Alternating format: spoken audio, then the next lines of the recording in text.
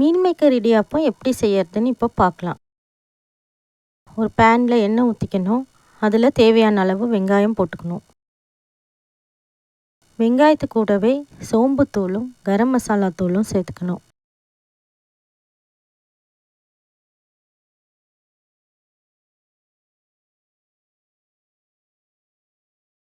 ஓரளவு வதங்கின உடனே இதில் இஞ்சி பூண்டு விழுது சேர்த்துக்கணும்.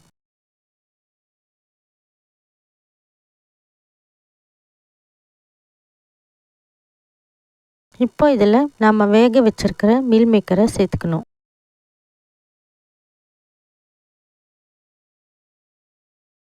இது கூடவே தக்காளி, புதினா, கொத்தமல்லி சேர்த்துக்கணும்.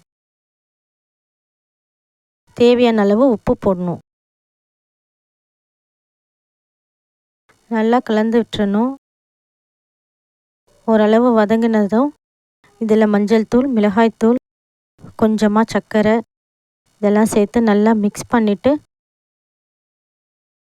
ஒரு நிமிஷம் இதை நல்லா வதக்கணும். ஒரு நிமிஷம் வதங்கினதும் இதில் தேங்காய் பால் கொஞ்சமாக சேர்த்துக்கணும். சேர்த்துட்டு நம்ம ஆல்ரெடி ப்ரிப்பேர் பண்ணி வச்சுருக்கிற இடியாப்பத்தை போட்டு நல்லா மிக்ஸ் பண்ணி இறக்கிட வேண்டியதுதான். ரொம்ப டேஸ்ட்டான மீல் மேக்கர் இடியாப்பம் ரெடி ஆயிடுச்சு.